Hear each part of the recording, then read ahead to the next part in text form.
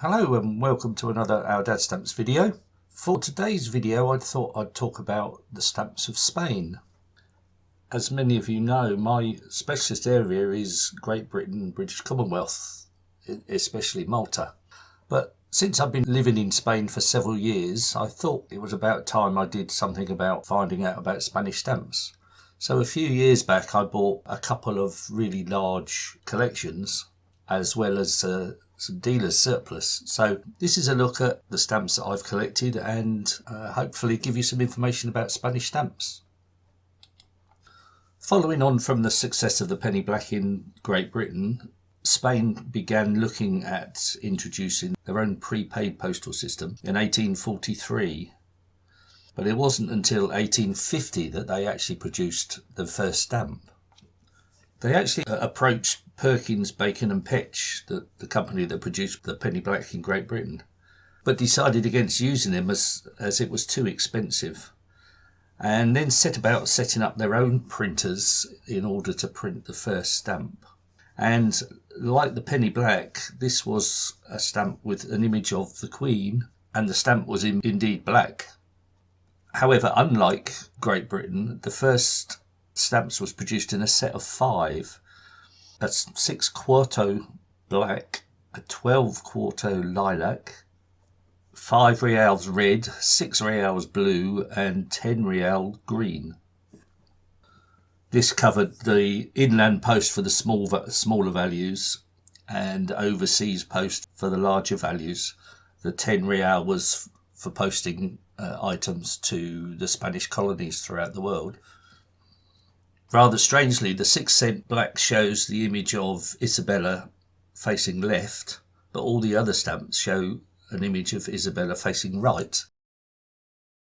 And subsequently, the stamps featuring the image of Isabella on them had some facing left and some facing right. There were 2 different plates used for the 6 quartos, and it's very easy to tell the difference because in plate 2 the letters T and O are joined together, whereas in plate 1 they're not. So it's quite an easy one to be able to distinguish between the plates. And in actual fact, apparently, and I haven't tried this, it's quite easy to distinguish between the position numbers of each stamp, even though they don't have letters in the 4 corners like they do in Great Britain. There are minor errors on each stamp, and it's fairly easy to be able to reproduce a sheet knowing which stamp goes in which place. The other advantage to doing this is also that the actual 6 quarto black is quite cheap to get hold of. The catalogue value is only £20-25, so you could feasibly, without too much expense, collect a sheet reconstruction of the first stamp of Spain. One interesting thing about this particular stamp was that in less than 90 days after the introduction of the stamp, envelopes were discovered in Alicante bearing forgeries of the stamp. So Spain can lay claim to being the first forged postage stamp. Apparently only 500 examples were printed, and only one of these actually survived. So although it's the earliest known forgery, it's not possible for any of us to get hold of it. The forger was found and given a 5-year jail sentence, but this, as you know, didn't stop people throughout history forging stamps and trying to fool the post office.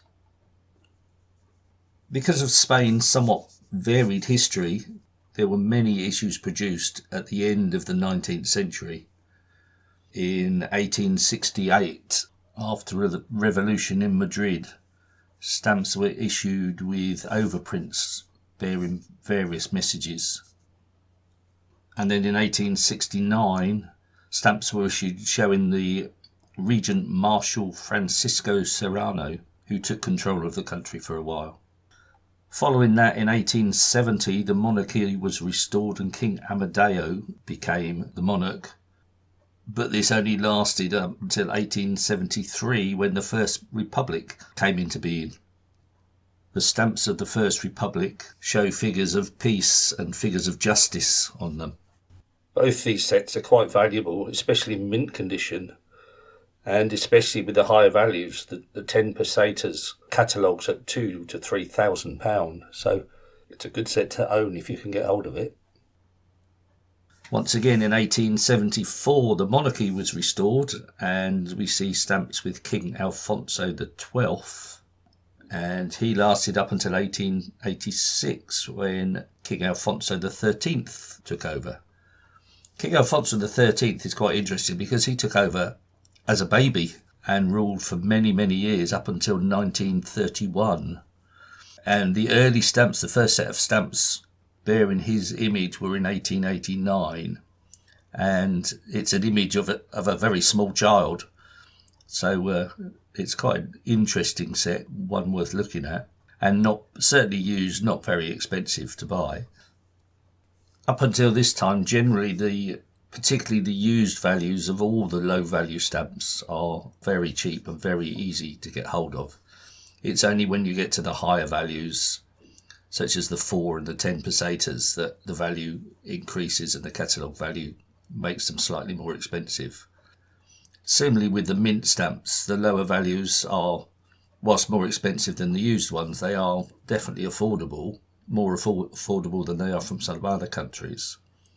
But again, when you get to the higher values, it does get very expensive, and some of them are in the thousands to buy. One thing to look out for on the early Spanish stamps is different cancellation, which rendered them worth considerably less than postal cancellations. From 1854 onwards, leftover stamps were cancelled with 3 horizontal bars, and these are worth considerably less than postal cancellations. Similarly, between 1870 and 1900, stamps were used for payment of telegraph fees, and these were cancelled with a punched hole. So if you see stamps with a hole in them, again, these are worth considerably less than the postal cancellations. And you need to be careful with some of them, particularly if you're buying over the internet, because it's relatively easy to disguise the punch hole. I have seen examples where 2 stamps have been put together to disguise the hole. So when you're buying early Spanish stamps, be careful and have a close look at them. As I've said many times, I like collecting sets where you can have 10, 20 stamps all with the same basic design, but different values and different colours. And with the Spanish stamps, you're certainly treated to a host of these different types of stamps.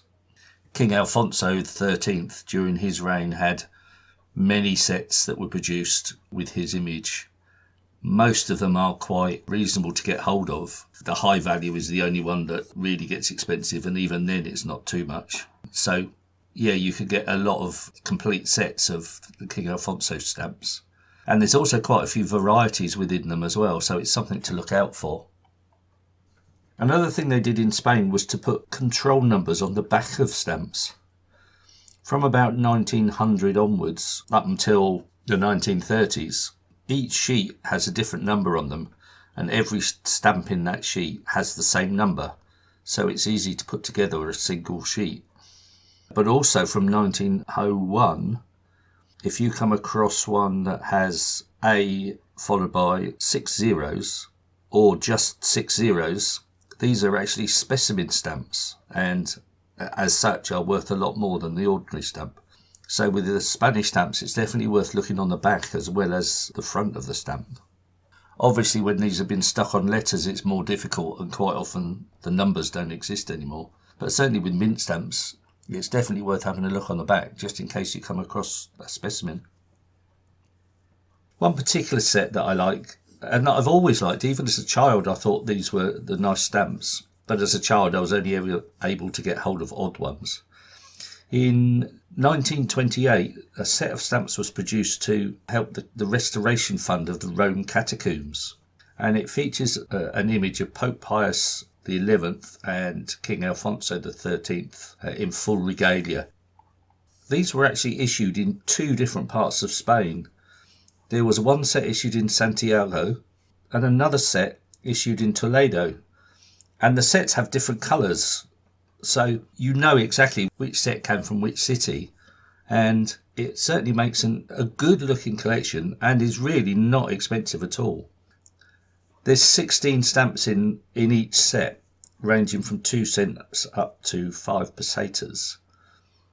Strangely, there's 2 different colours for the 2 cent and the 3 cent values. But for the 16 stamps, the catalogue value in mint is only £50. And the same with those issued in Toledo. So it's not expensive to get hold of. And as I said, a really nice looking set. In 1931 came the Second Republic. And initially stamps were overprinted with the words Republica. And there are errors on the overprint, so it's something you can look out for. At this time there's various colourful sets with Republica Española on them that are nice to look at.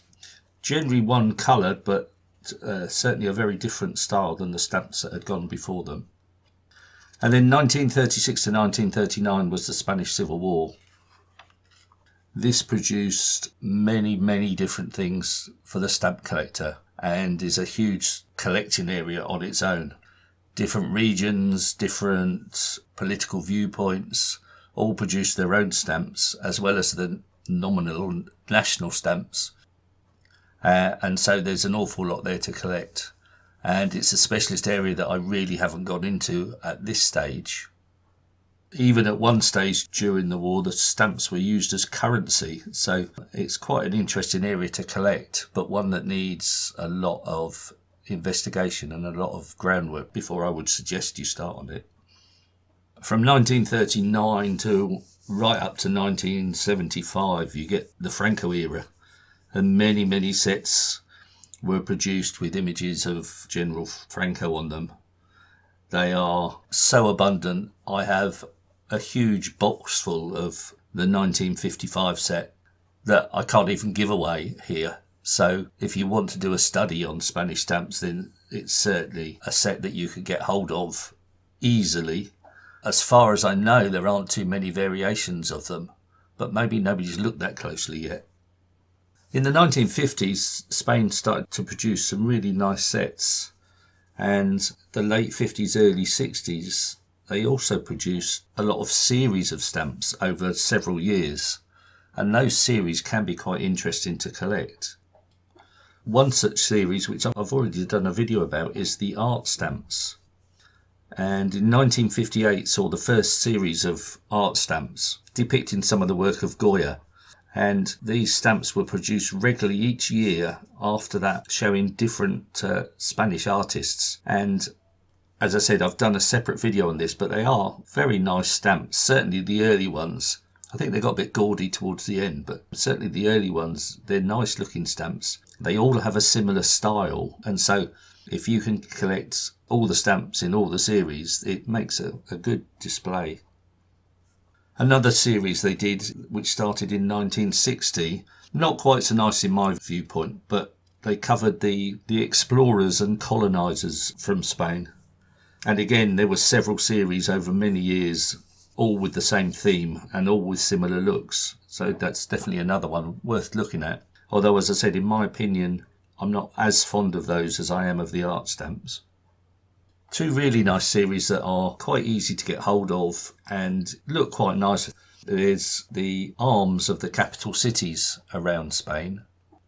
The first set was issued in 1962 and covers the arms of each city alphabetically in sets of 12.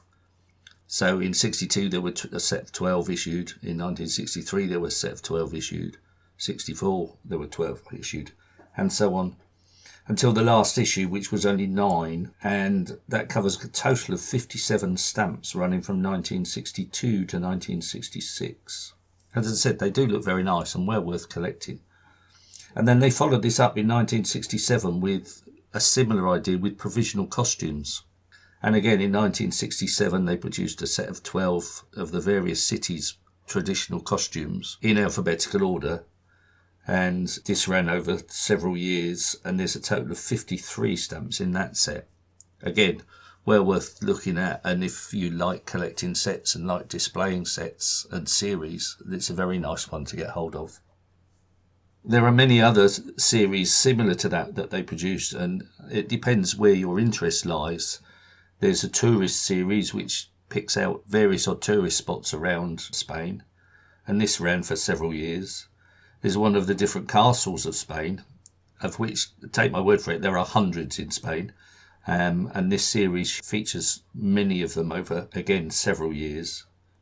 There are also various odd other themes that continue throughout the 50s, 60s and early 70s as well. So there's plenty of stamps to collect for the thematic collector in the Spanish collection.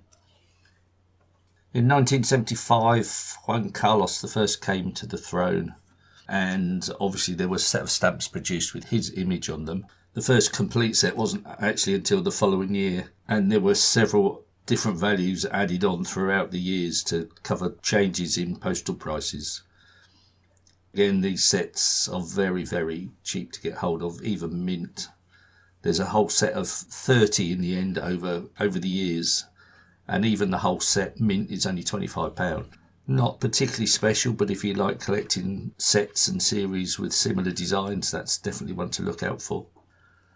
Once we get into the 70s, Spain, like many other countries, produced a plethora of stamps, and it's impossible to keep up with them.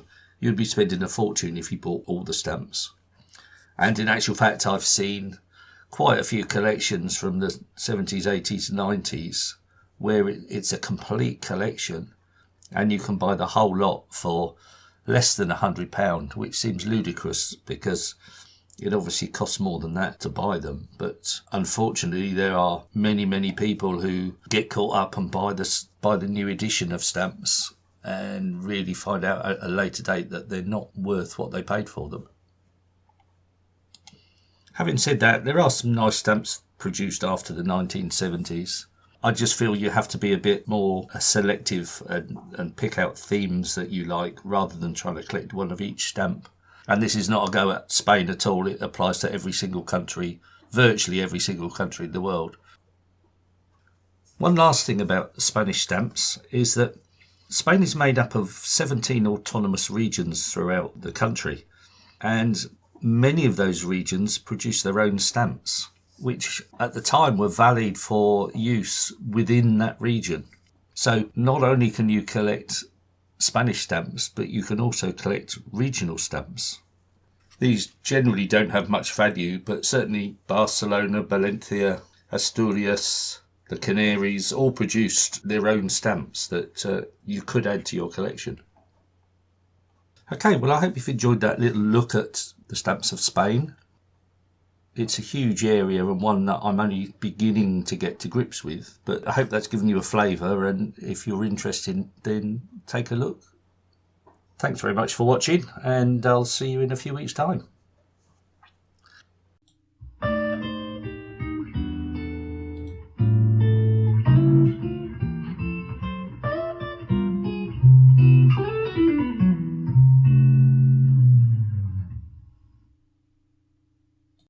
Thank you for listening to the podcast. I hope you found it interesting and enjoyable. Don't forget you can visit my online stores at eBay and Delcamp under the name of Ourdadsstamps, where I have over 2,000 items for sale. Please join us again in 2 weeks' time for another edition of Ourdadsstamps podcast.